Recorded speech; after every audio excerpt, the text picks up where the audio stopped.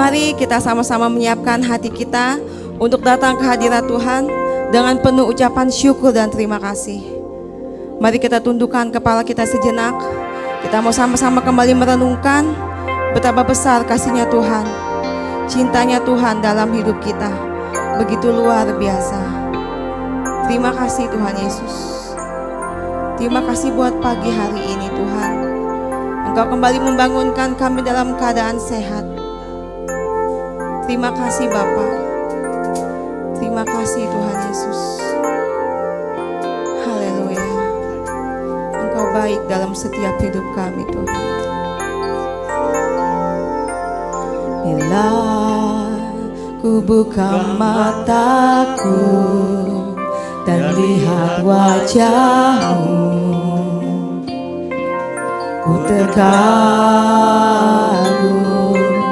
Bila ku lihat hidupku dan karya tangan-Mu, ku tersanjung karena semua yang baik dalam hidupku itulah karya-Mu.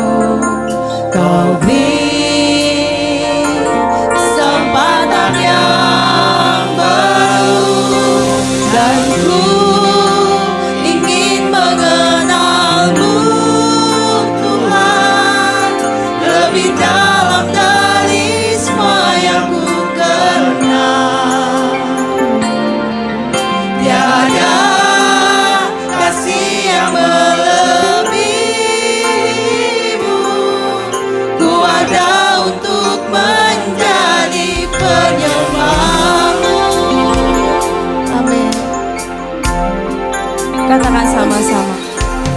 Bila ku buka mataku dan lihat wajah-Mu, ku terkagum. Bila ku lihat hidupku dan karya tangan-Mu, ku tersanjung karena semua yang baik dalam hidupku itulah karya-Mu. Kau beri kesempatan yang baru dan ku ingin mengenal-Mu Tuhan lebih dalam dari semua yang ku kenal. Tiada kasih yang melebihi-Mu, ku ada untuk menjadi penyembah-Mu dan ku ingin. Saya persilakan jemaat Tuhan untuk bangkit berdiri bersama. Tuhan lebih dalam dari semua yang ku kenal. Tiada kasih yang melebihi-Mu, ku ada untuk menjadi penyembah-Mu. Kami ada untuk menyembah-Mu.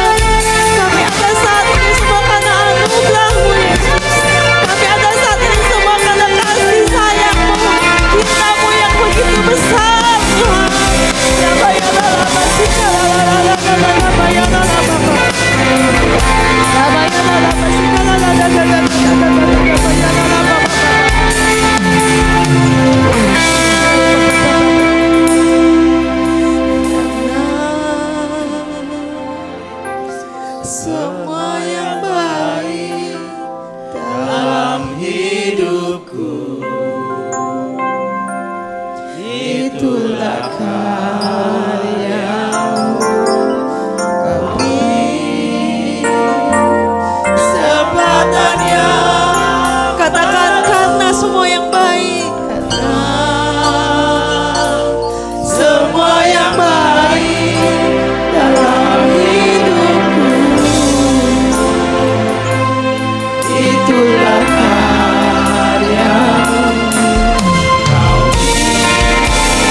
Kau beri kesempatan yang baru, dan ku ingin mengenalmu dari dalam karisma yang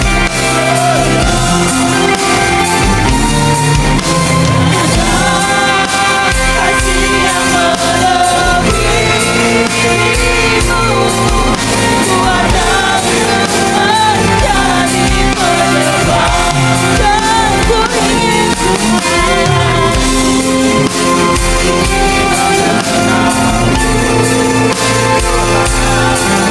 dari dalam karisma yang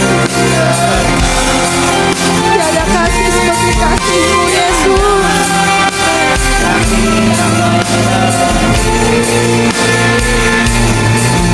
Ku ada untuk menjadi penyembah-Mu. Ku ada untuk menjadi, ku ada untuk menjadi, ku ada untuk menjadi penyembah-Mu. Amin. Terima kasih Tuhan. Terima kasih Bapak. Haleluya Tuhan Yesus, sekian lama Yesus. Haleluya Tuhan. Terima kasih Tuhan. Kalau pada pagi hari ini kami boleh duduk diam di rumah-Mu Tuhan, itu karena karya-Mu yang terbesar di dalam hidup kami Tuhan. Sehingga kami boleh selalu ingat akan kebaikan dan kasih-Mu Tuhan. Pada pagi hari ini Tuhan, kami rindu Tuhan untuk memuliakan Engkau Tuhan. Melalui pujian dan penyembahan kami Tuhan, kami ingin naikkan kepadamu Tuhan.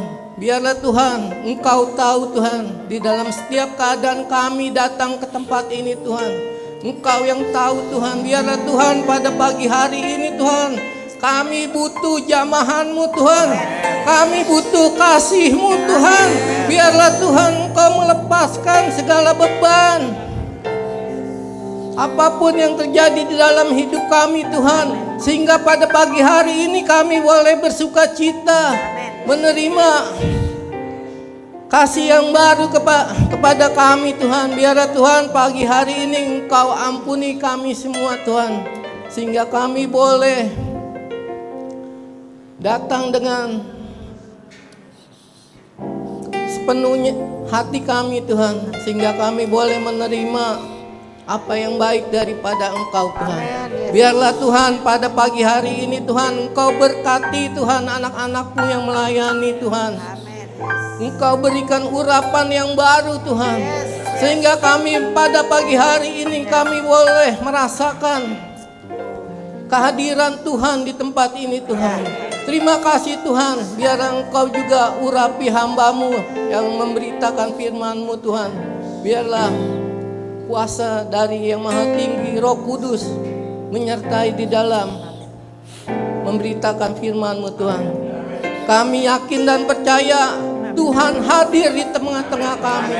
Dalam nama Tuhan Yesus, terima sukacita, terima damai sejahtera pada pagi ini. Dalam nama Yesus, haleluya, amin.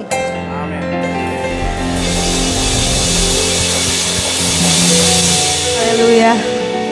Beri kemuliaan yang lebih meriah lagi buat Tuhan kita loh. Haleluya.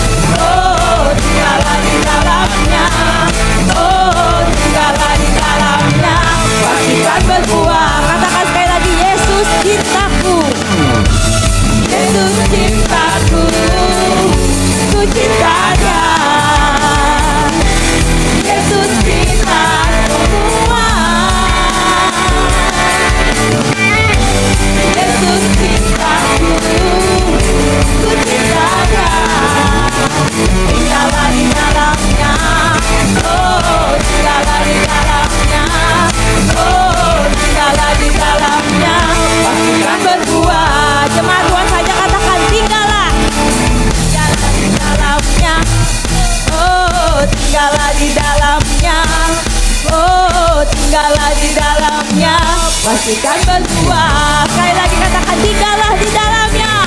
Tinggallah di dalamnya. Oh, tinggallah di dalamnya. Oh, tinggallah di dalamnya. Pasti akan berbuah. Sorakan.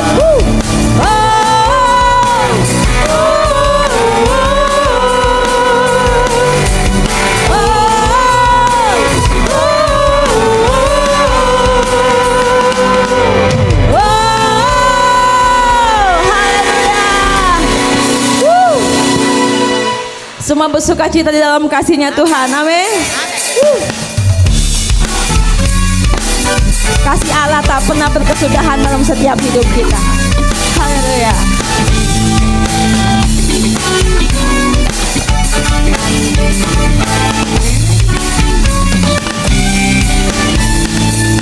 Kasih Allah tak berkesudahan, selalu baru setiap pagi. Rahmat-Nya pun tak pernah berakhir seumur hidupku. Kasih Allah tak berkesudahan, selalu baru setiap pagi. Rahmat-Nya pun tak pernah berakhir seumur hidupku. Dengan sukacita ku kan menari, dengan sorak-sorai memuji, menaikkan pujian, haleluya, nyanyi bagi Dia Sang Raja, nyanyi bagi Dia Sang Raja. Kasih Allah tak berkesudahan, selalu baru setiap pagi. Rahmat-Nya pun tak pernah berakhir seumur hidupku. Kasih Allah tak berkesudahan, selalu baru setiap pagi. Rahmat-Nya pun tak pernah berakhir seumur hidupku. Dengan sukacita ku kan menari, dengan sorak-sorai memuji, menaikkan pujian, haleluya, nyanyi bagi Dia Sang Raja, nyanyi bagi Dia. Jemaat Tuhan saja katakan, dengan sukacita.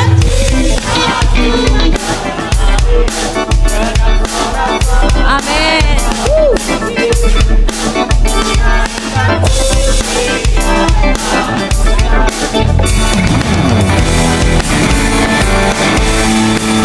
Nyanyi bagi Dia.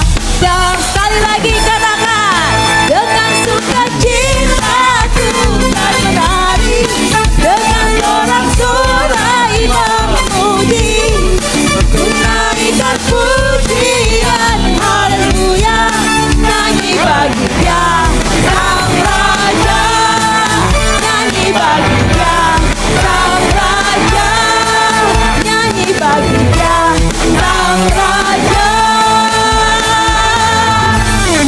Selamanya. Haleluya.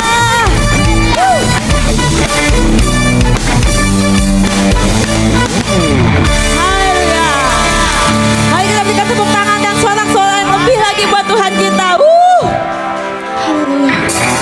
Kau selalu baik dalam hidup kami ya Tuhan.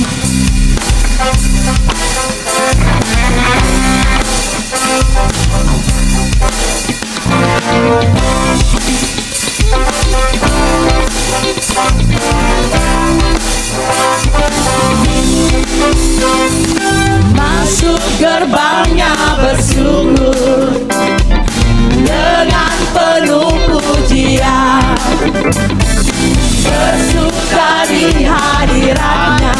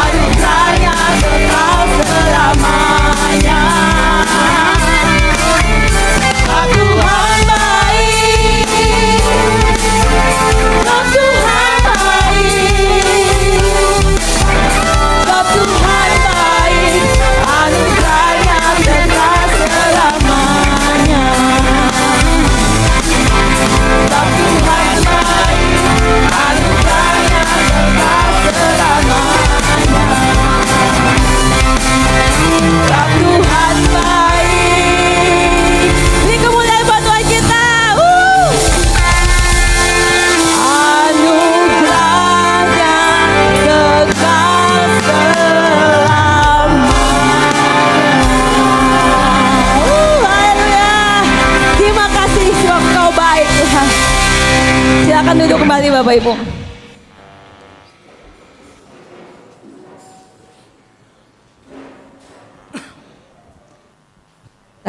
Mari kita siapkan hati kita untuk menerima kebenaran firman Tuhan. Kami mau Tuhan, hidup kami selalu berkenan di hadapan-Mu. Pulihkan setiap hati kami dengan kasih-Mu Tuhan. Bentuklah hati kami menjadi seperti-Mu. Terima kasih Yesus.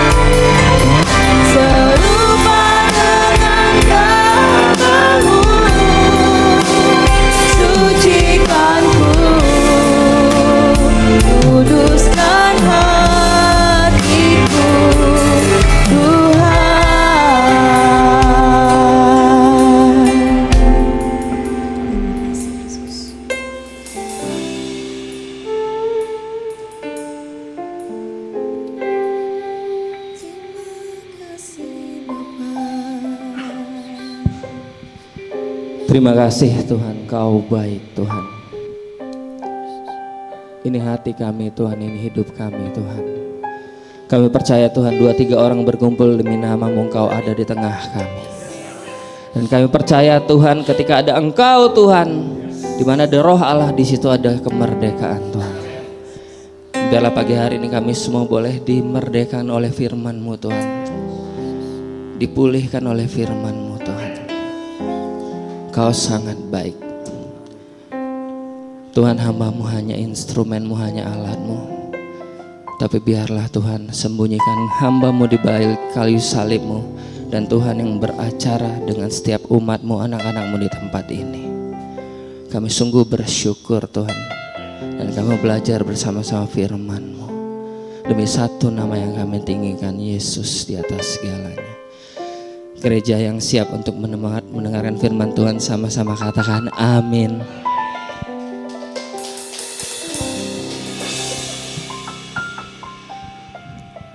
Shalom. Happy banget hari ini bisa berdiri di sini sharing. Kayaknya yang paling happy Om Alif. Thank you ya, full support ya Om Alif. Terima kasih juga buat gereja COC Ternyata, gereja saya, keluarga saya, karena saya happy juga di sini ada bersama saya, istri saya. Hari ini dia sudah, minggu kemarin sebenarnya dia sudah pindah ke sini dan tidak balik-balik lagi, dia bakal menemani saya di sini. Tambah keluarga baru lagi kita. Puji Tuhan. Oke, pagi hari ini saya sebelum menyampaikan kebenaran firman Tuhan, saya mau clarify dulu bahwa di sini saya tidak sedang mengajar Bapak Ibu semuanya, tapi kita semua sedang belajar bersama-sama kebenaran firman Tuhan. Amin. Dan tema dari khotbah saya hari ini, cinta Tuhan, cinta kamu. Udah siap belajar? Yang siap katakan uhuy. Oke, cinta Tuhan, cinta kamu.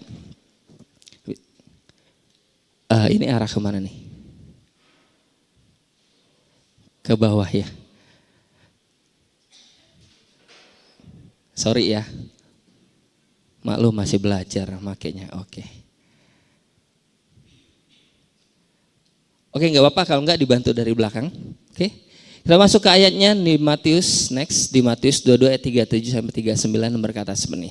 Jawab Yesus kepadanya, kasihilah Tuhan Allahmu dengan segenap hatimu dan dengan segenap jiwamu dan dengan segenap akal budimu. Itulah hukum yang terutama dan yang pertama. Dan hukum yang kedua yang sama dengan itu ialah kasihilah sesamamu manusia seperti dirimu sendiri. Amin. Cinta Tuhan, cinta kamu. Emang judul dari sermon saya kayak judul sinetron ya, yang romance, tapi genrenya enggak romance. Ini adalah satu kebenaran bahwa kita hidup sebagai orang Kristen itu akan selalu berbicara tentang mencintai Tuhan dan mencintai sesama. Amin. Dan di Matius 22, 37, 39, ini adalah tentang sentral salib, inti dari kekristenan, bahwa kita sebagai orang Kristen itu sudah pasti kita pegang dua hukum, yaitu ke atas bagaimana kita mengasihi Tuhan dengan segenap hati, jiwa, dan kekuatan. Dan ke samping bagaimana kita mengasihi sesama kita seperti diri kita sendiri. Tetapi yang menjadi isu adalah banyak orang-orang Kristen yang hanya fokus untuk mengajar hukum yang pertama. Untuk mengasihi Tuhan dengan segenap hati, jiwa, dan kekuatan. Thank you Pak Gip. Banyak orang-orang hanya fokus untuk berusaha mengasihi Tuhan. Bahkan ada orang-orang yang berpikir bahwa yang penting kalau saya udah mengasihi Tuhan, hukum kedua itu nggak penting-penting banget. Bahkan ada beberapa yang mengesampingkan hukum yang kedua. Padahal firman Tuhan katakan hukum yang kedua yang sama dengan itu, katakan yang sama. Hukum yang kedua itu sama. Bagaimana kita mengasihi sama manusia, itu seperti bagaimana kita mengasihi Tuhan. Bahwa hukum yang kedua untuk kita mengasihi sama kita itu sama baiknya, itu sama pentingnya, itu sama wajibnya seperti bagaimana kita mengasihi Tuhan. Memang betul bagaimana kita mengasihi Tuhan itu tidak, bagaimana kita mengasihi sama nggak boleh lebih daripada kita mengasihi Tuhan. Betul, tapi bukan berarti itu boleh lebih kurang nilainya. Karena firman Tuhan katakan baik hukum yang pertama maupun hukum yang kedua, itu adalah sentral salib dan keduanya harus dilakukan. Karena kalau kita gagal melakukan yang pertama atau yang kedua atau salah satunya, maka kita akan gagal melakukan yang kedua. Kedua-duanya. Kita baca di 1 Yohanes 4 ayat 20. Jikalau seorang berkata aku mengasihi Allah dan ia membenci saudaranya, maka ia adalah pendusta. Karena barang siapa tidak mengasihi saudara yang dilihatnya, tidak mungkin mengasihi Allah yang tidak dilihatnya. Kalau kita berkata, Tuhan aku mengasihimu Tuhan, tapi kita masih benci saudara kita. Dalam terjemahan lain, saudara itu others atau sesama. Kita berkata, Tuhan aku mengasihi engkau, tapi kita masih benci orang. Firman Tuhan katakan kita adalah pendusta. Bahkan diteruskan lagi, kalau kita nggak bisa mengasihi yang kita lihat, orang-orang yang kita lihat, kita tidak mungkin bisa mengasihi Tuhan. Jangan-jangan kita sedang menjadi pendusta yang sedang membohongi diri sendiri dan orang lain. Dan seolah-olah berpikir ada sentral salib dalam hidup kita. Kita sedang menipu diri kita sendiri dan berkata aku mengasihi Tuhan. Padahal kalau kita masih membenci, kalau kita masih punya kepahitan, kalau kita nggak bisa mengasihi sesama kita nggak akan mungkin bisa mengasihi Tuhan. That's why ada orang-orang ya yang bisa berkata dengan mulutnya, Tuhan aku mengasihi engkau sambil nangis. Tapi dengan mulut yang sama perkataannya menyakiti orang lain sampai orang lain nangis. Pendusta di hadapan Allah. Ada amin. Ada orang-orang yang kelihatannya rohani, rajin beribadah, rajin pelayanan, rajin gereja. Tapi gak ada di tempat ini, amin. Di gereja kelihatan rohani, tapi di luar roh jahat. Iya, kalau mau lihat aslinya orang jangan lihat di gereja. Karena di gereja semua orang baik, semua orang kudus, semua orang suci, betul gak? Kalau gak percaya, abis ini kan makan siang. Coba, makan siang, tumpahin aja makanan ke salah satu orang di gereja. Ada yang marah gak? Semua respon di gereja pasti, oh gak apa-apa, it's okay. Aman-aman. Betul. Karena di gereja semua rohani. Tapi bagaimana di luar? Ketika nggak ada yang lihat, kita sendirian lagi makan bakso ketumpahan, gimana responnya? Gimana responnya? Gimana sih lu, mata lu picek ya? Aduh, keluar semua omelan, benar gak? Dan akhirnya tanpa sadar kita sedang menjadi pendusta, membohongi diri kita sendiri. Amin. Ayo senggol kiri kanannya dan katakan jangan jadi pendusta. Amin. Kita harus lakukan sentral salib. Jangan hanya mengejar bagaimana berusaha untuk mengasihi Tuhan. Tapi yang harus kita lakukan adalah meneruskan kasihnya kita kepada Tuhan untuk mengasihi sesama kita. Amin. Ini ada satu statement. Dia bukanlah Tuhanku, bukanlah Tuhanmu, dia adalah Tuhan kita. Akan selalu tentang aku, kamu, dan Tuhan kita. Tuhan itu bukan Tuhanku, bukan Tuhanmu. Dia itu Tuhan kita. Dan sentral salib selalu berbicara tentang akan selalu tentang ada aku, ada kamu, dan ada Tuhan kita, bukan Tuhanku, bukan Tuhanmu. Amin. Karena bagian tersulit adalah bukan berusaha untuk mengasihi Tuhan. Tapi bagian tersulit adalah kalau kita mau mengejar mengasihi Tuhan dan meneruskannya untuk mengasihi orang-orang lain. Amin. Dan orang-orang yang gagal untuk mengerti bahwa hukum yang kedua itu sama pentingnya, sama baiknya, sama nilainya seperti hukum yang pertama, akhirnya orang-orang ini dalam kehidupannya akan membawa Tuhan menjadi Tuhanku saja. Tuhan adalah bagianku, Tuhan adalah kelompokku, Tuhan ada di pihakku, melawan orang-orang lain.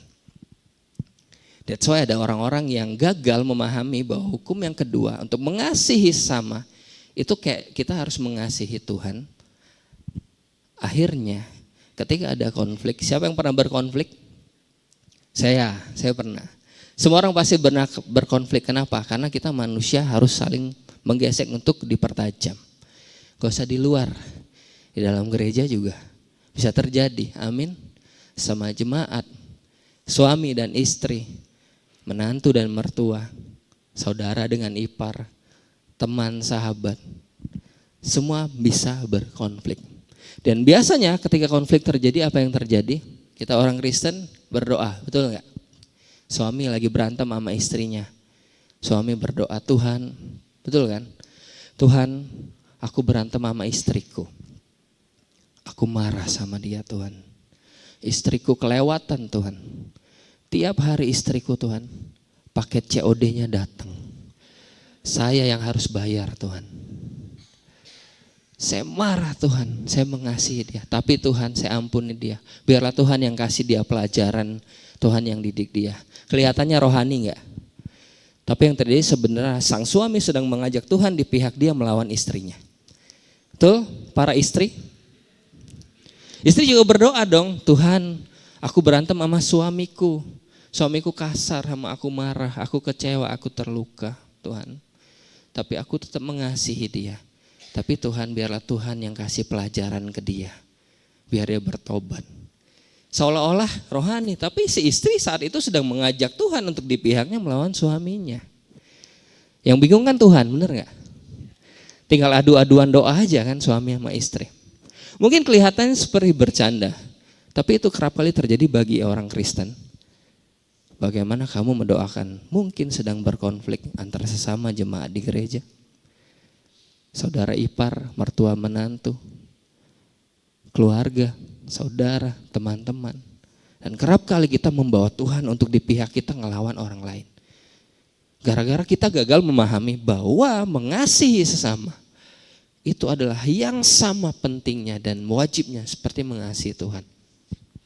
Dan sampai gara-gara kita bergesekan dengan orang lain, kita ajak Tuhan, pakai Tuhan untuk gesek-gesek orang lain juga.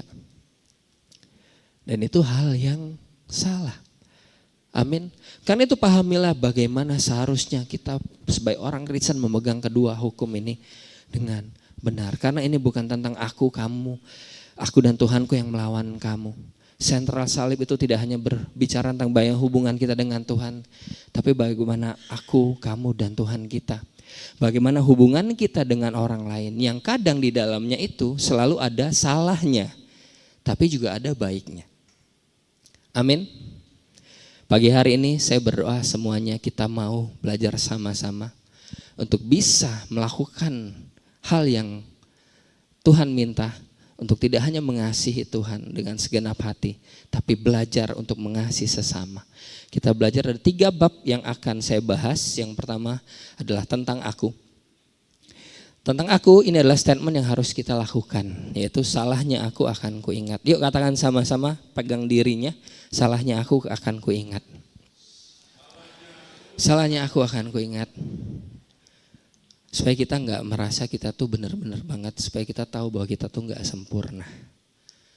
Kenapa orang bisa gampang banget menghakimi orang lain dan kesalahannya? Karena dia nggak sadar bahwa dirinya juga nggak sempurna dan pernah melakukan kesalahan. Manusia tuh kalau bikin kesalahan biasanya dilupakan, betul nggak? Tapi kalau ada orang lain yang bikin salah sama dia akan ingat sampai kapanpun. Itu udah naturnya manusia. Bahkan kalau sudah parah banget bukan cuma lupa, dia nggak akan ngaku kalau dia salah gitu loh, ya kan? Dia nggak akan mengakui bahwa dia pernah melakukan sebuah kesalahan. Nah kita harus selalu ingat salahnya kita dalam kehidupan kita, supaya kita nggak menjadi si maha benar, supaya kita nggak mudah menghakimi orang-orang lain, saudara-saudara kita, kalau dia melakukan sebuah kesalahan. Supaya kita jangan menjadi hakim yang merasa kita sempurna. Amin. Kita harus ingat supaya kita nggak menjadi lebih baik, merasa lebih baik dari orang lain. Ini ayatnya di Lukas 6 ayat 31. Dan sebagaimana kamu kehendaki supaya orang perbuat padamu, perbuatlah juga demikian pada mereka. Inilah ayat kunci bagaimana kita bisa hidup untuk bisa mengasihi sesama kita seperti diri kita sendiri. Dan ayat ini sangat bertentangan dengan hukum dunia.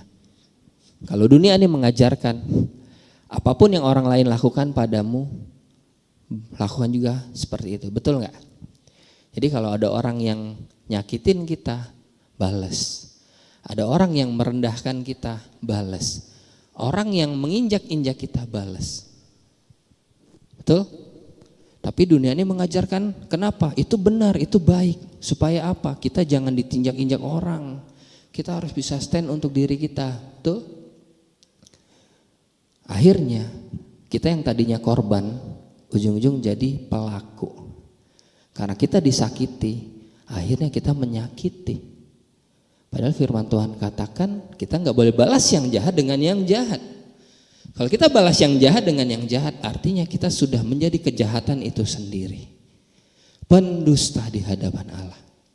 Betul? Tapi firman Tuhan katakan enggak seperti itu. Yang harus kita lakukan adalah apa yang kita kehendaki orang perbuat ke kita, itu yang kita lakukan ke orang lain.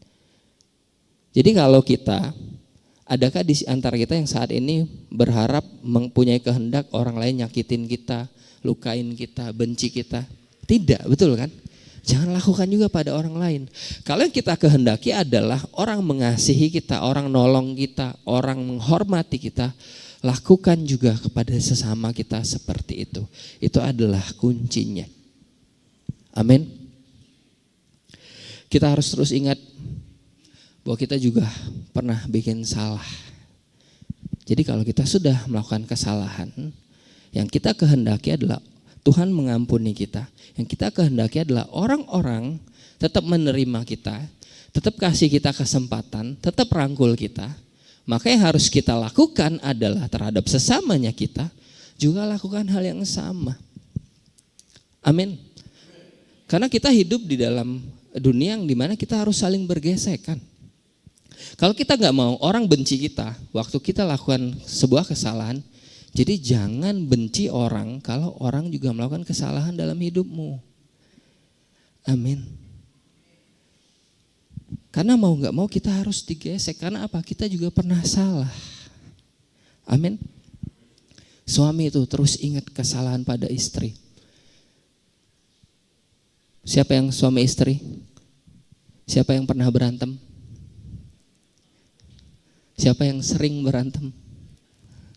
Siapa yang berantem hari ini kemarin? Oh, jangan ya, itu pancingan ya. Habis ini berantem beneran gara-gara saya. Oke? Saya juga pernah berantem, tanya istri saya ada di sini. Dulu kami kadang berantem. Kalau berantem, teman-teman tahu kadang dia terluka, betul nggak? Tanpa sadar istri nangis. Dan yang saya sesalkan adalah sampai saat ini, itu tuh air mata yang udah keluar nggak bisa ditarik lagi, bro. Udah nangis, udah luka tuh nggak bisa dihapus lagi, nggak bisa diundo. Itu udah terjadi. Oke, jadi ingat terus kesalahanmu.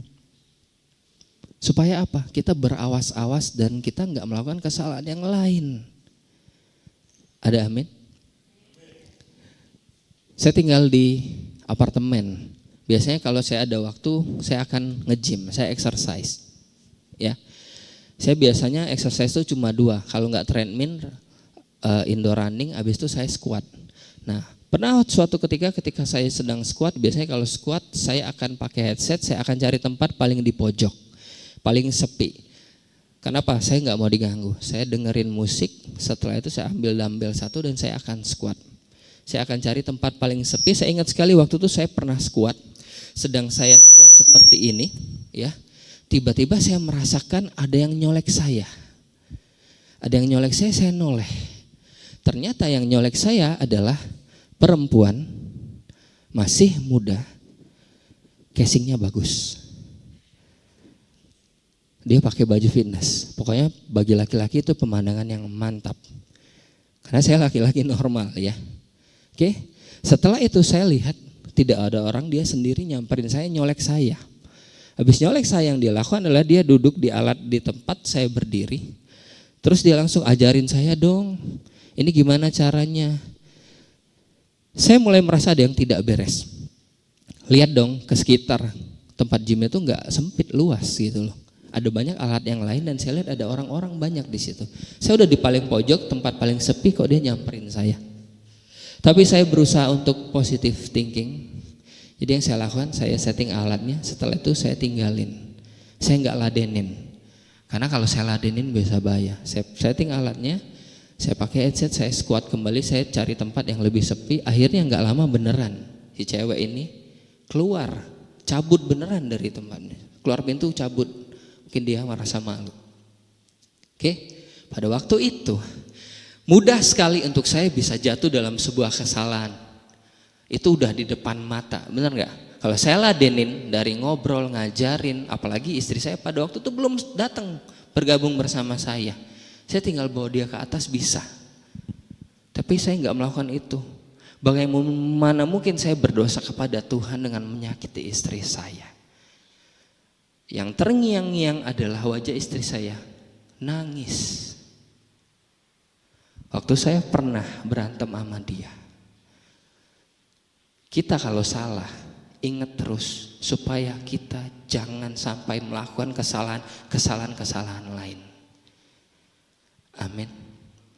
Apalagi istri saya sudah ikut saya dari masa saya susah, dari saya menderita, dari saya jelek, bokek, apalagi saya kurus. Iya kan? Enak aja, sekarang aja saya udah semok cihuy gini. Masa kalah sama yang modal nyolek doang kan? Gak fair. Amin. Ya, kalau kita ingat, kita pernah buat salah, kita harus ingat. Terus kedua tentang aku adalah kalau kita pernah melakukan yang baik, baiknya aku akan kulupakan. Kita jangan ingat-ingat kebaikan kita supaya kita nggak menjadi kecewa ketika kebaikan itu nggak kembali kepada kita. Malahan apa yang baik yang keluar dari kita itu yang datang malah yang jelek.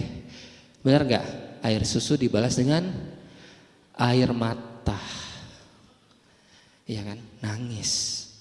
Amin.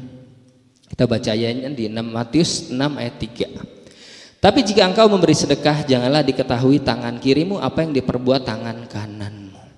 Ini ayat yang semua orang sudah tahu bagaimana Tuhan ingin kalau kita bersedekah, tangan kanan kasih, tangan kiri nggak boleh tahu. Tapi artinya lebih deep dari itu, bro. Bahwa itu bukan cuma tentang sedekah, tapi Tuhan ingin supaya kita melupakan semua kebaikan yang kita pernah lakukan.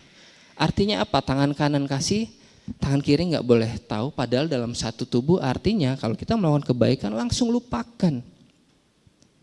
Supaya kita bisa belajar arti dari kebaikan itu sendiri. Orang-orang yang gagal paham tentang arti dari kebaikan, kebaikan itu bisa menjadi jerat dalam kehidupannya. Yang akhirnya dia bisa benci orang loh. Betul nggak? Kebaikan yang gagal dimengerti, akhirnya orang-orang akan berpikir semua kebaikan yang dilakukan itu harus kembali kepada dirinya. Ujung-ujungnya dia akan menuntut. Dan ketika kebaikan itu nggak berbalik, yang terjadi adalah kecewa, benci dan marah. Benar nggak? Kita nolong orang, orangnya berhasil, betul? Waktu kita kejepit, kita susah, kita minta tolong dia nggak nolong kita. Malahan dia meremehkan kita. Yang terjadi apa? Pahit. Betul nggak? Kecewa. Kita nggak boleh ingat-ingat terus kebaikan kita. Karena firman Tuhan katakan manusia itu sebenarnya nggak ada yang tulus dan baik. Ada nggak manusia yang baik? Ada. Ada nggak manusia yang tulus? Ada. Tapi yang sepenuhnya baik dan sepenuhnya tulus nggak ada. Karena firman Tuhan katakan yang baik cuma Allah saja. Manusia bisa berubah. Kalau kita tidak memahami arti dari kebaikan itu sendiri, justru kadang-kadang kebaikan yang kita lakukan kepada orang lain itu jadi celah untuk kita akhirnya menjadi jahat. Ketika kebaikan itu gak kembali ke kita. Orang-orang yang terus mengingat-ingat kebaikannya, dari ingat-ingat akhirnya ungkit-ungkit, betul gak? Sering dengar gak kayak gini? Tahu gak dia itu bisa berhasil kayak gini? Gua yang nolong dia. Sering dengar? Tahu gak dia itu kalau bukan saya yang bantu, udah gak tahu jadi apa dia itu. Betul gak? That's why kadang kebaikan itu juga berbahaya. Kalau tidak disertai dengan ketulusan, kalau tidak disertai dengan kasih. Amin. Karena itu hal yang paling benar adalah jika tangan kita memberi, tangan kita nggak boleh tahu. Artinya kita harus lupakan semuanya supaya kita dapat tetap mengasihi sesamanya kita, meskipun kebaikan itu tidak kembali dalam kehidupannya kita. Wih, kok ada ehonya? Oke, itu tentang diri kita. Nah, kita masuk ke bab kedua. Bab kedua ini akan lebih intens karena ini berbicara tentang sesama kita atau tentang kamu.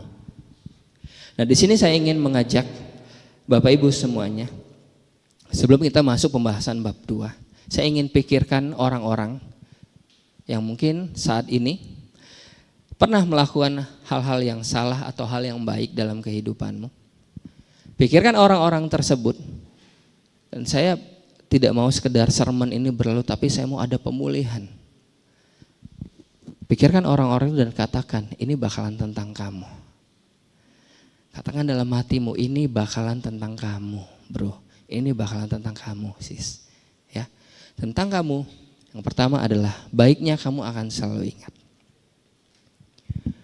Ini juga susah.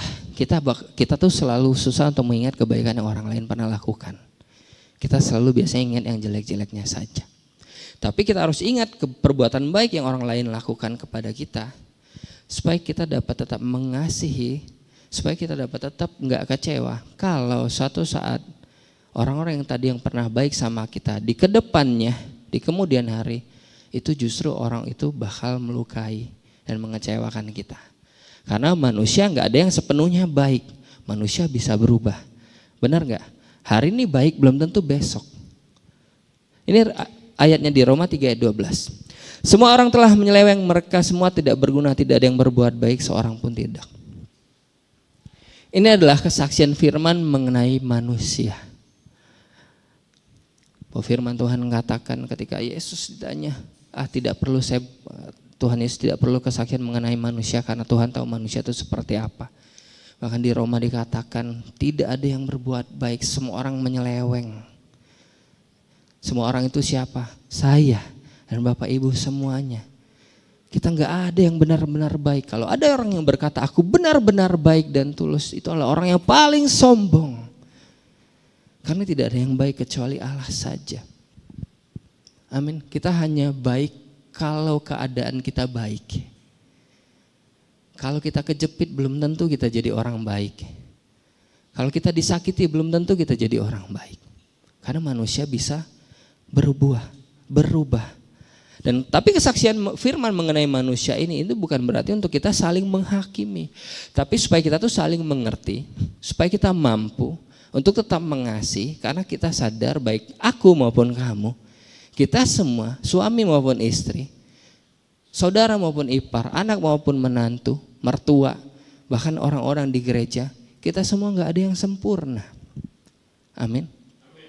Kita semua gak ada yang baik. Kita pasti suatu saat bisa saling melukai, baik kita sengaja maupun tidak. Jadi kalau ada orang yang berbuat baik kepada kita, kita harus terus mengingat. Amin.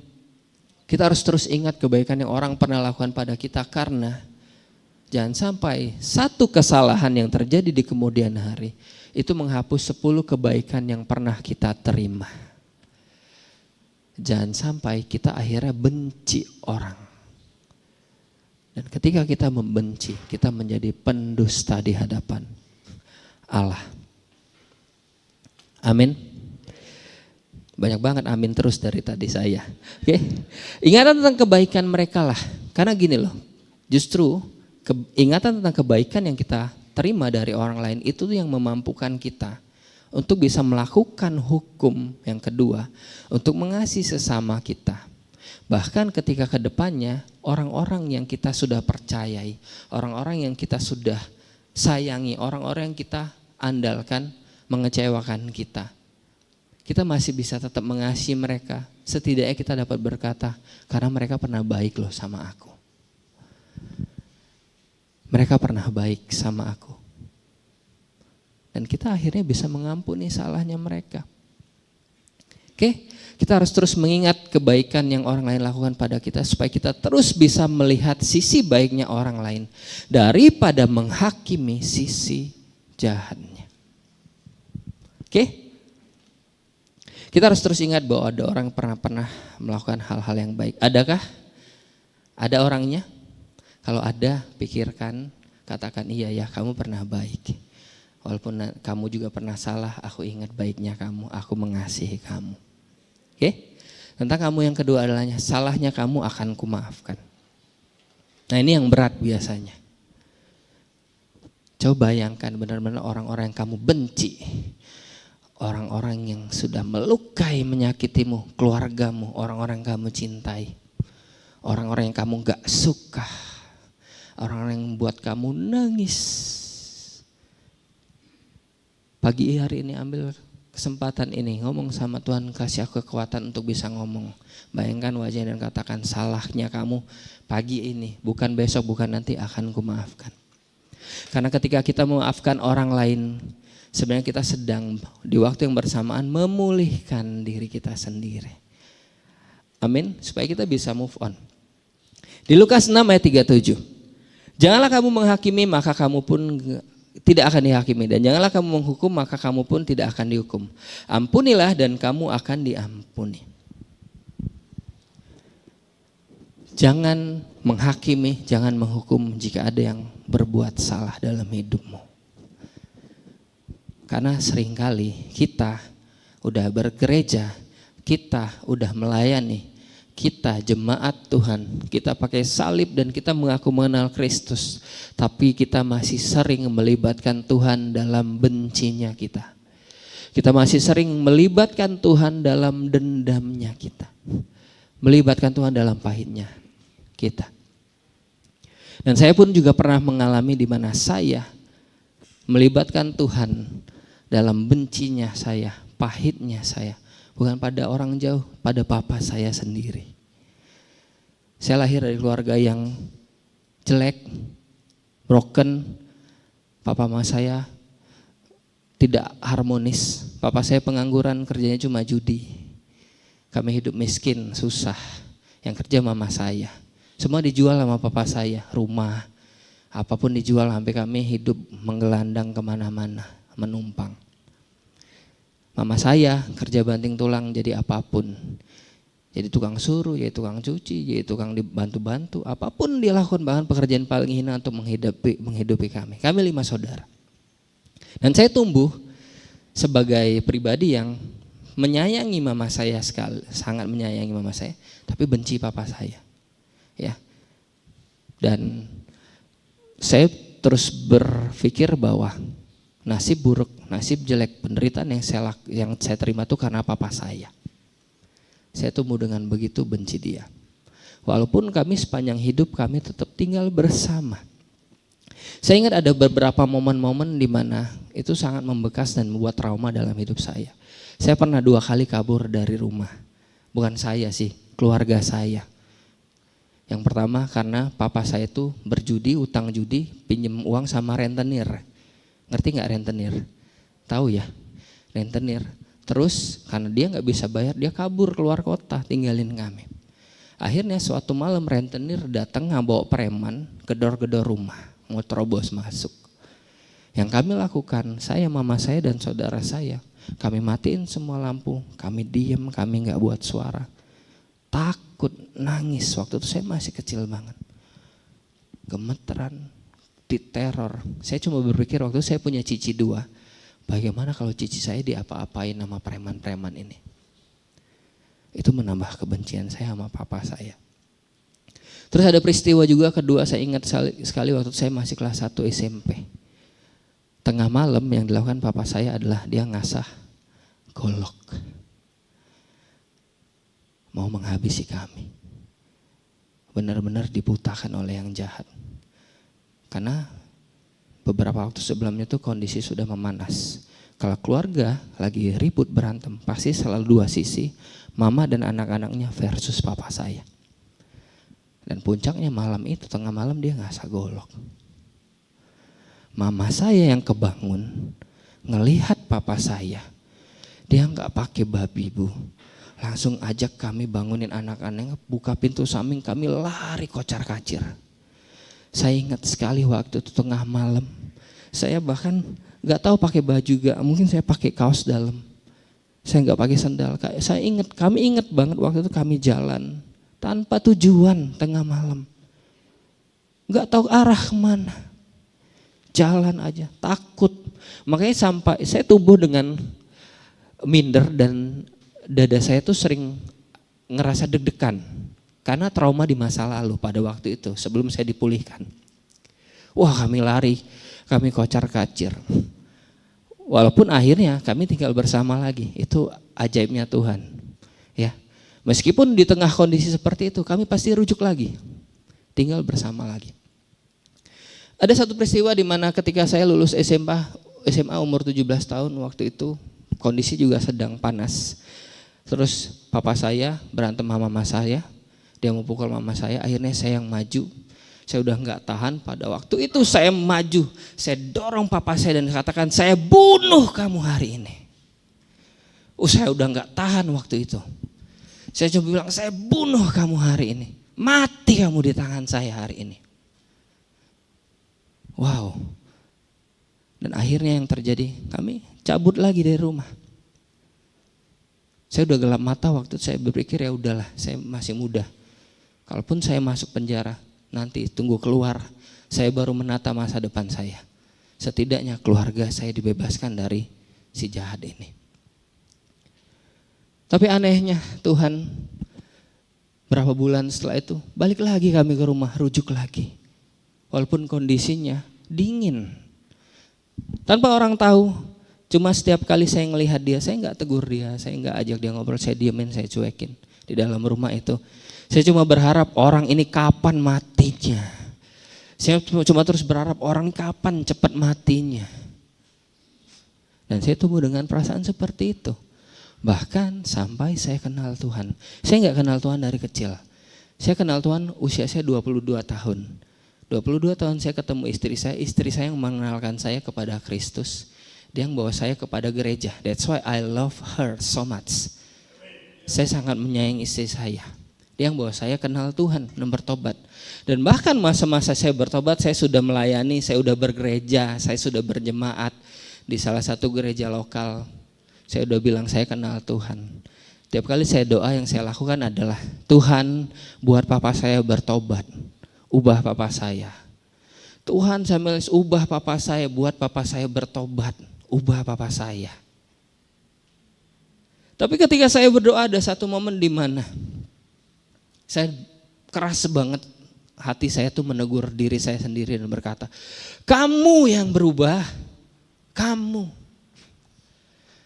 Sampai satu titik saya menyadari betapa jahatnya saya tidak lebih jahat daripada papa saya. Karena pada waktu itu yang saya lakukan adalah saya melibatkan Tuhan dalam benci dan pahitnya saya.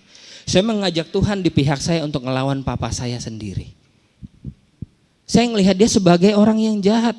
Waktu itu saya baru terbuka mata saya bahwa papa saya bukan orang yang jahat.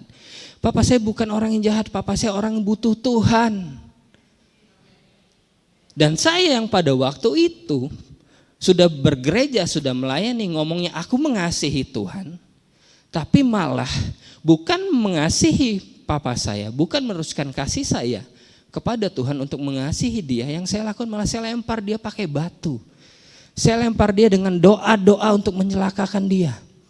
Saya lempar dia bahkan dengan ayat-ayat untuk menghakimi dia.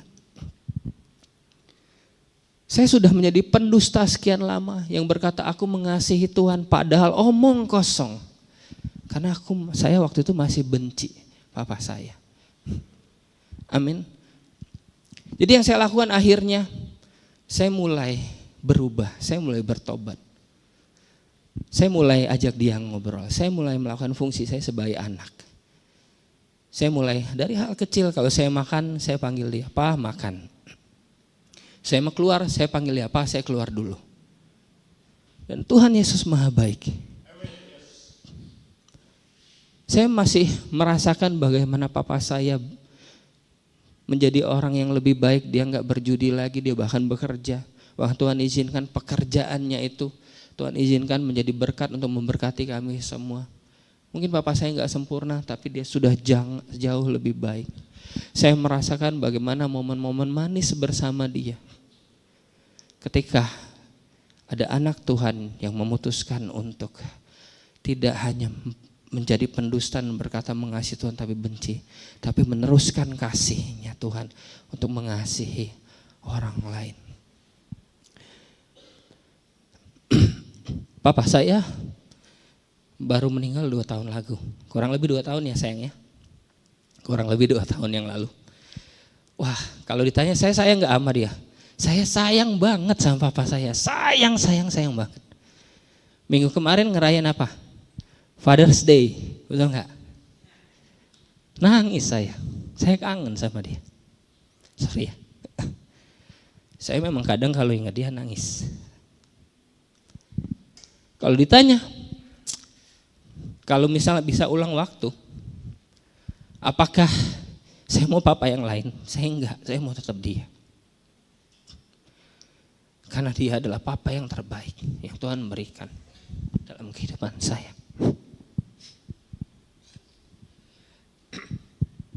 Hari ini jika ada orang-orang yang mungkin menyakitimu, orang-orang yang melukaimu, mungkin dia bukan orang jauh, mungkin justru orang yang kamu sangat sayangi. Mungkin kadang itu orang yang dekat, mungkin itu pendetamu sekalipun, mungkin itu di dalam gereja. Hari ini putuskan, minta kekuatan sama Tuhan dan berkata, salahnya kamu hari ini akan aku maafkan. Biar ada pemulihan. Salahnya kamu hari ini akan aku ampuni. Amin. Karena memaafkan kesalahan orang lain itu sebenarnya kita sedang memulihkan diri kita sendiri. Itu seperti kita sedang melakukan pukulan kemenangan. Yang itu tuh menarik kita dari kegelapan kepada kemuliaan yang Tuhan siapkan. Supaya kita bisa berbahagia. Tuhan tidak pernah salah untuk mendapatkan orang-orang di sisi-sisimu. Temanmu, saudaramu, iparmu, mertuamu, menantumu, anak-anakmu, orang tuamu. Yang mungkin bisa buat hati kita terluka. Tapi pagi hari ini ayo kita katakan salahnya kamu akan aku ampuni. Amin. Agar kita masuk ke dalam pengenalan tentang Tuhan kita. Tentang Tuhan kita tetap mengasihi meskipun aku dan kamu sering berbuat salah. Ini harus kita pegang bahwa kalau kita bikin salah, Tuhan ampuni, Tuhan kasih. Demikian juga ketika orang lain yang melakukan kesalahan, Tuhan juga mengasihi dan mengampuni mereka. Amin. Kalau kita memang diizinkan Tuhan bergesekan dengan orang lain, jangan sampai kita melihat sebagai satu sama lain sebagai lawan. Tapi lihatlah sebagai dua pribadi yang sama-sama dikasihi Tuhan, yang sedang berjuang untuk menjadi pribadi yang lebih baik. Dalam pengenalannya akan Tuhan, yang di dalamnya ada salahnya, tetapi ada baiknya juga. Karena Tuhan mengasihi. Amin. 1 Yohanes 1 ayat 9. Jika kita mengaku dosa kita, maka Ia adalah setia dan adil. Sehingga Ia akan mengampuni segala dosa kita dan menyucikan kita dari segala kejahatan.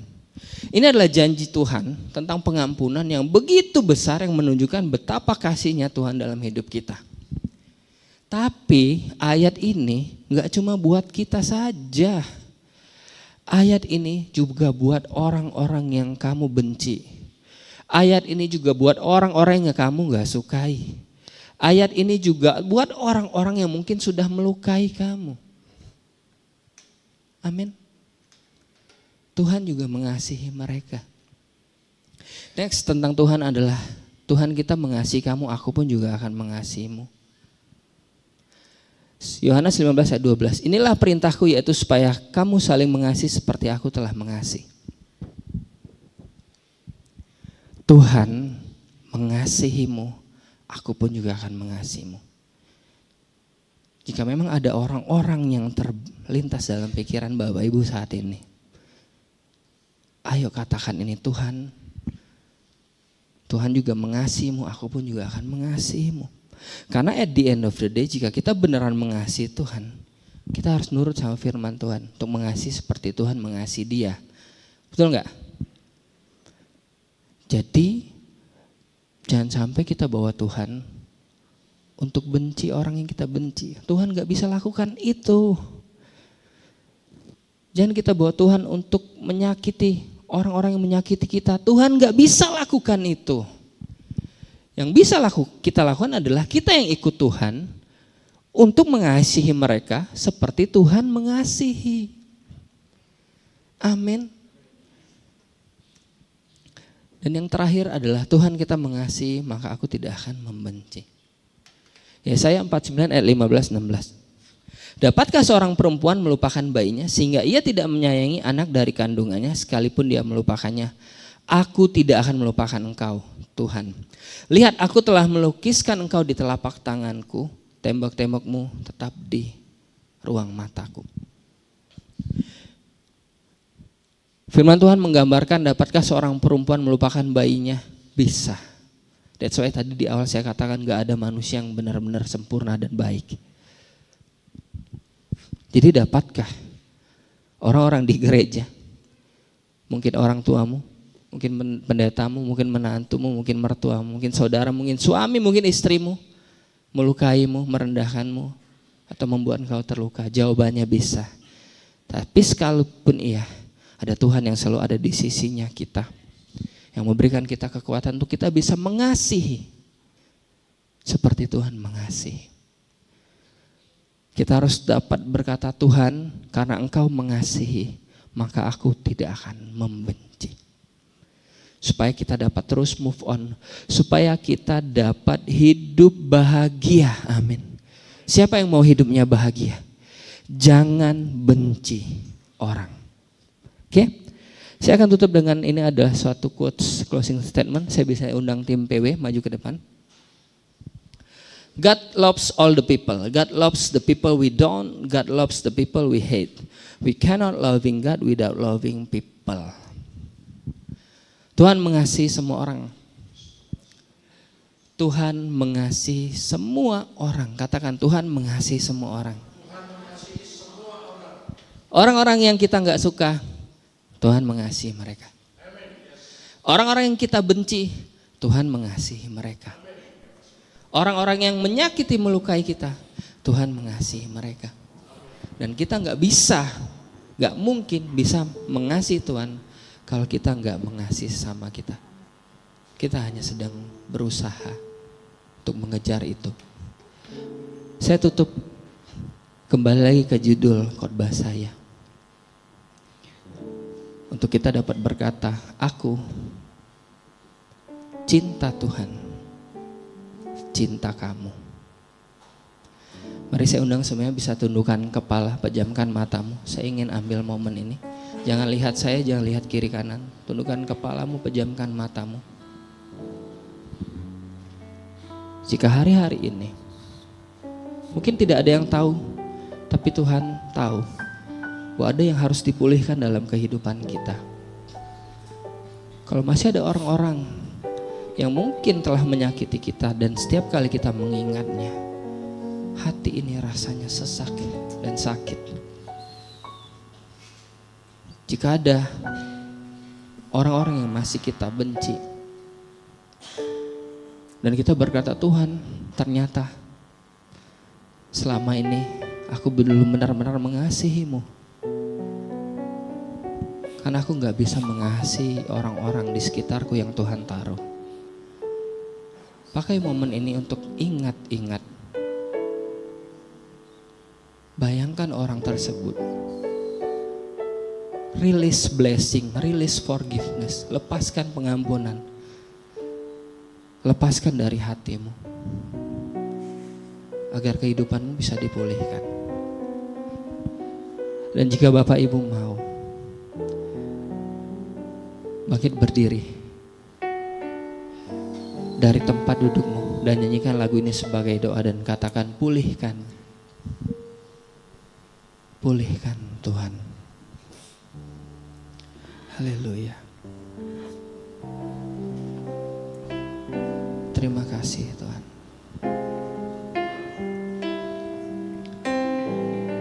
Haleluya. Mari nyanyikan lagu ini sebagai doa pada hadapan Tuhan.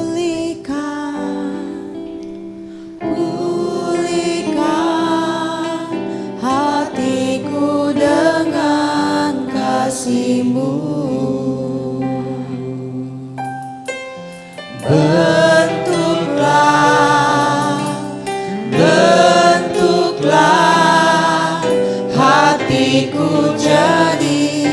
seperti-Mu. Kekudusan-Mu memenuhiku. Tuhan, ini rinduku.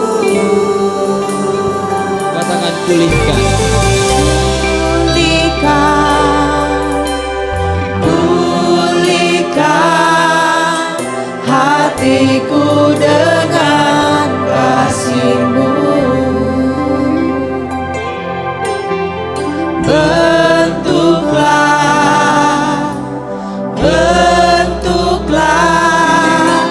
hatiku jadi seperti-Mu. Kekudusan-Mu memenuhiku. Tuhan, ini rinduku. Katakan dari hatimu. Hatiku seperti hati-Mu. Kudus berkenan bagi-Mu. Bagaikan emas yang murni bentuk hatiku selalu. Biar ku menjadi ciptaan baru, bebas dari semua yang jahat, serupa dengan gambar-Mu, sucikan-Mu, kuduskan hati. Saya undang jemaat Tuhan bisa bangkitkan. Hatiku seperti hati-Mu. Saat ini jangan hiraukan kiri kanan. Jadikan lagu ini sebagai doa. Kalau memang mau nangis, nangis sama Tuhan. Kalau memang mau berseru, seru sama Tuhan. Datang sendiri sama Tuhan. Dan katakan, Tuhan, ubah Tuhan. Ubah Tuhan. Ini aku Tuhan, mampukan Tuhan. Minta kekuatan sama Tuhan. Minta kekuatan sama Tuhan. Doa sama Tuhan.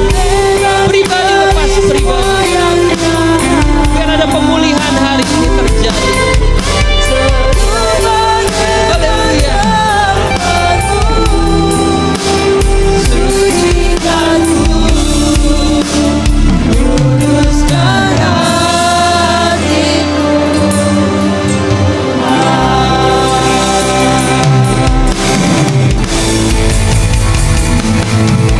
Oh Tuhan, ini umat-Mu di tempat ini Tuhan.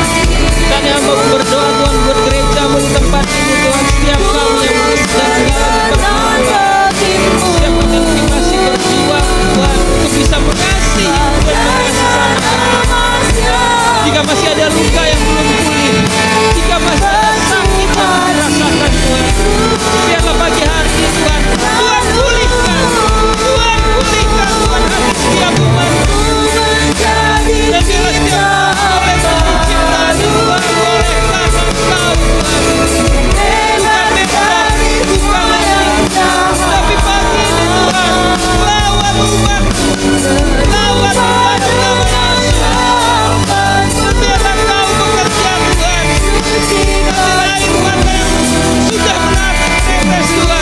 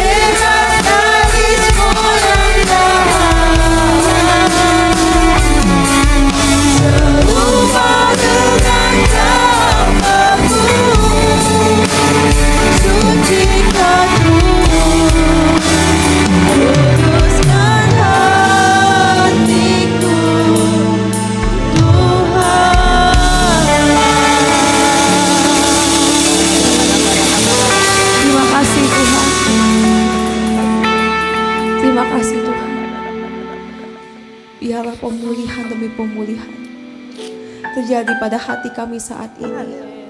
Bekerja Tuhan, Engkau tahu hati kami. Engkau yang membebat segala luka Tuhan di dalam hati kami. Kami mau melakukan segala firman-Mu Tuhan. Kami mau mengasihi sesama kami. Kami mau melupakan semua kesalahan yang mereka perbuat. Tuntun kami ya Roh Kudus. Ajar kami ya Tuhan, untuk kami bisa melakukan semuanya ya Bapa. Berikan kami hikmat kekuatan yang daripada-Mu Tuhan. Dalam nama Yesus kami bersyukur. Amin. Terima kasih untuk hambanya Bapak Yandi atas firman Tuhan yang sangat memberkati kita semua. Amin. Biarlah kita semua boleh dipulihkan oleh karena kasih-Nya Tuhan hari ini. Baik, selanjutnya kita akan memberikan persembahan. Dengan kasih saya undang Ibu Sandy untuk doa persembahan. Sandy.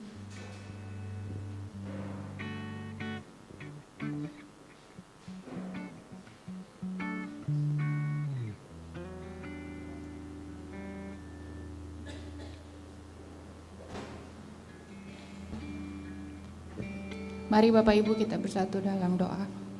Bapak yang baik, terima kasih untuk berkat firman-Mu Tuhan. Terima kasih untuk Pak Yandi yang sudah memberikan kami firman-Mu yang begitu memberkati kami Tuhan Yesus, memulihkan hati kami Tuhan, mengingatkan kami kembali Tuhan Yesus bahwa mencintai Engkau dan juga mencintai sesama kami.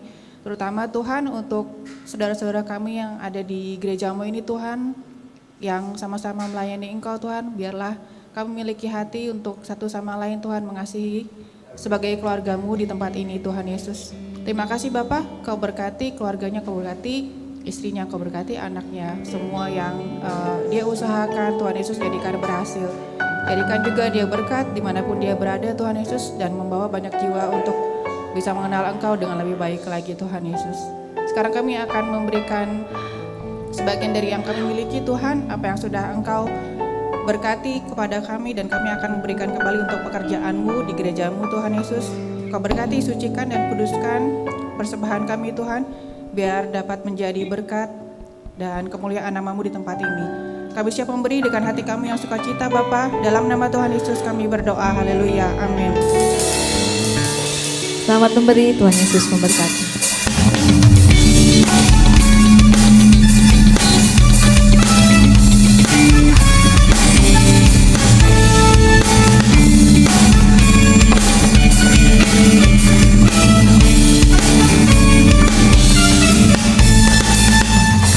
Kasih Allah tak berkesudahan, selalu baru setiap hari.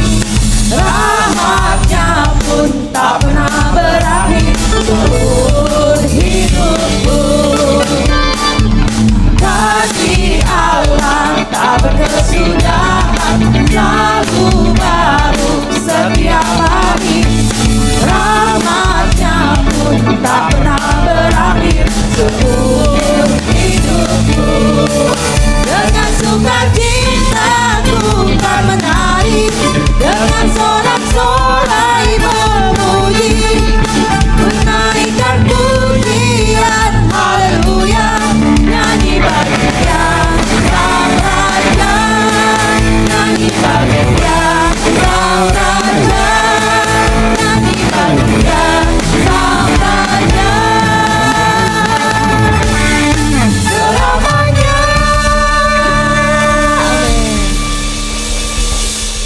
Baik, selanjutnya kita akan menyaksikan beberapa pengumuman.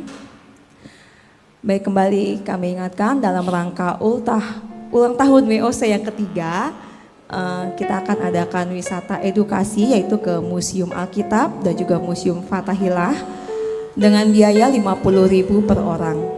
Acara akan dilaksanakan pada hari Sabtu tanggal 11 Juli 2026 pukul 7 sampai dengan selesai. Jadi jam 6.30 untuk ibu-ibu, saudara-saudari sekalian yang sudah mendaftar di grup, itu nanti berkumpul jam 6.30 karena bis akan berangkat jam 7 tepat. Oke, selanjutnya ya akan diadakan baptisan yaitu pada hari Minggu tanggal 30 Agustus 2026 dan katekisasi akan diadakan pada tanggal 9 dan 23 Agustus 2026.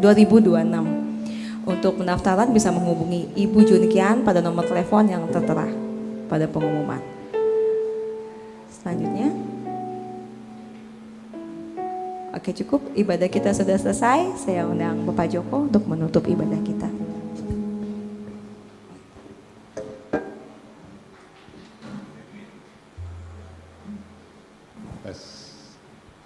Oke, sudah. Oke. Hari ini diberkati Tuhan. Thank you, bro. Kemarin nggak hadir karena lagi pulang kampung jemput istri tercinta. Tapi Tuhan tuh luar biasa. Khotbah hari ini itu merupakan penjabaran khotbah saya kemarin poin pertama. Masih ingat? Kenapa kasih Allah yang ada di dalam hati kita tidak bisa mengalir? Ya, karena iblis si musuh sukses untuk apa? Untuk membangun penghalang di dalam hati nurani kita. Apa itu? Kebencian, kemarahan, kedengkian, tidak bisa mengampuni, sehingga kasih Allah yang sudah ada di dalam hati kita itu tidak bisa timbul dan mengalir kepada sesama. Masih ingat ya? Thank you, bro.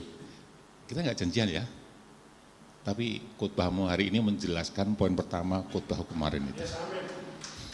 Beri tepuk tangan buat Tuhan Yesus. Artinya memang Tuhan sedang membentuk kita supaya gereja kita itu menjadi keluarga yang dipulihkan Tuhan. Karena mengasihi sesama itu bukan di luar sana. Mengasihi sesama itu dimulai dari rumahmu. Rumah tangga kita itu tempat pertama kita mempraktekkan kasih Tuhan. Jadi bohong kalau kita mengasihi orang di luar sana, mengasihi orang yang di samping kita aja tidak bisa. Betul nggak? Kalau kita mengasihi orang di samping kita aja nggak bisa, yang kelihatan tiap hari, bagaimana kita bisa mengasihi Tuhan yang tidak kelihatan? Jadi sekali lagi, biar kiranya khotbah pagi hari ini sungguh-sungguh memberkati kita, memulihkan kita, melepaskan pengampunan kepada orang-orang terdekat kita, suami, istri, anak, rekan kerja. Karena apa? Karena itu menjadi penghalang, sehingga kasih Allah di dalam hidup kita, kasih Allah yang sudah diberikan di dalam hati kita, hidup kita itu bisa timbul. Karena kasih itu timbul dari hati nurani, sehingga bisa mengalir kepada orang sekeliling kita. Sehingga kita bisa mengasihi Allah dan mengasihi sesama. Amin. Jadi khotbah lagi jadinya, bro. Mari kita berdiri ya. Ada satu lagi pengumuman? Oh iya. Oke, baik. Silahkan.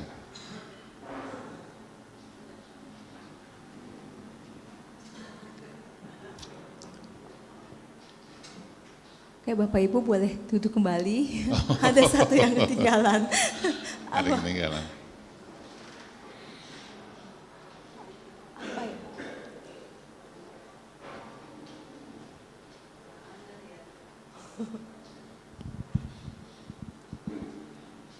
Apa ya?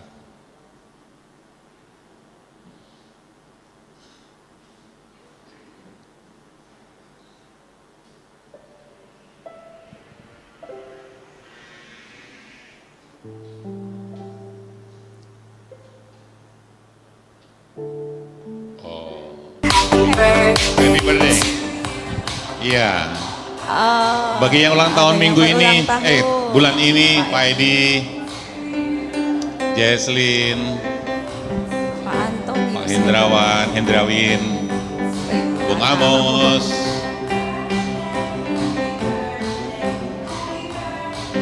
Ibu Leni Winarta,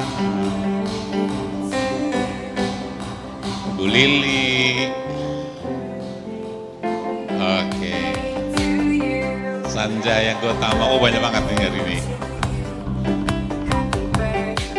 Ibu Emiliana, iya, si Abang, Pak Wesen, iya,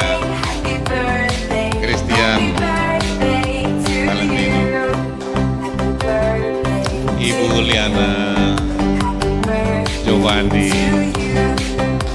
Ibu Rita Susanti, Bapak Johnson. Oke, mari kita bangkit berdiri, kita akan doakan semua saudara kita yang sedang ulang tahun pada bulan ini. Haleluya, Bapak terima kasih untuk pagi hari ini. Kembali, Engkau sungguh mengasihi, kami merasakan betapa Engkau mengasihi kami anak-anak-Mu. Engkau terus mendidik kami, Engkau terus mengubah kami, supaya kami hidup di dalam kasih-Mu, sehingga kami bisa mengasihi Engkau dan mengasihi sesama. Terima kasih Tuhan, sekali lagi untuk Bro Yandi yang telah Engkau menjadi saluran berkat-Mu untuk kami. Sungguh Tuhan, biar setiap kami memiliki komitmen untuk berubah dan berubah. Kami tidak mau mengotori hati kami tidak mau ada penghalang dalam hati kami, supaya kasih-Mu yang ada di dalam kami, kasih Allah yang luar biasa itu mengalir, timbul dan mengalir kepada orang-orang sekeliling kami, mulai dari rumah tangga kami, rekan sepelayanan kami, rekan sekerja kami, karyawan kami, atasan kami, tetangga-tetangga kami, sehingga mereka boleh melihat bahwa Engkau hidup dalam kehidupan setiap kami anak-anak-Mu Tuhan. Terima kasih Bapak. Juga mau berdoa untuk anak-anak-Mu yang ulang tahun pada bulan ini yang sudah kami sebutkan tadi. Engkau mengenal mereka pribadi lepas pribadi. Engkau mengetahui pergumulan mereka pribadi lepas pribadi. Kiranya berkat-Mu turun atas mereka secara khusus bagi yang ulang tahun bulan ini Tuhan. Berkati kesehatan mereka, berkati setiap usaha mereka, berkati pekerjaan mereka, berkati pelayanan yang Kau percayakan kepada mereka Tuhan. Dan anak-anak-Mu ini semakin hari semakin dewasa di dalam Engkau. Dan dimanapun mereka berada menjadi berkat banyak orang untuk kemuliaan nama Tuhan Yesus. Terima kasih Bapa. Kami serahkan anak-anak-Mu yang ulang tahun pada bulan ini. Hari-hari ke depan tetap ada dalam berkat-Mu, tetap ada dalam pemeliharaan-Mu, dalam penyertaan-Mu di dalam nama Tuhan Yesus. Dan saat ini ibadah sudah selesai. Bapak, sebentar kami juga akan menikmati fellowship. Sucikan, kuduskan, berkati makanan minuman yang tersedia, berkati tangannya yang menyediakannya dengan berkat-berkat yang istimewa Tuhan. Terima kasih Bapak. Terima kasih Tuhan, ibadah sudah selesai. Bila kiranya kita pulang dengan membawa berkat firman Tuhan, makanan rohani yang akan mengenyangkan roh jiwa kita, menyucikan, menguduskan roh jiwa kita. Dan firman Tuhan yang disampaikan hari ini, hari kemarin, dan setiap pemberitaan firman itu terus hidup di dalam hidupmu, dalam hidupku. Sehingga semua firman itu sampai berhasil mengubah hati setiap kita. Kita menjadi orang-orang yang penuh dengan kasih Tuhan. Sehingga dengan kasih Kristus itu kita dimampukan untuk mengasihi Allah dan mengasihi sesama dengan kasih Tuhan sendiri. Biar kiranya berkat ini tercurah atas kita semua, menyertai kita, dan Roh Kudus akan terus memimpin kita, memberikan kekuatan kemampuan kepada kita untuk melakukan semua firman yang sudah kita dengarkan. Dan berkat ini curahkan di dalam nama Tuhan Yesus Kristus. Kita terima berkat ini dengan iman dan sama-sama katakan amin. Tuhan Yesus berkati kita semua.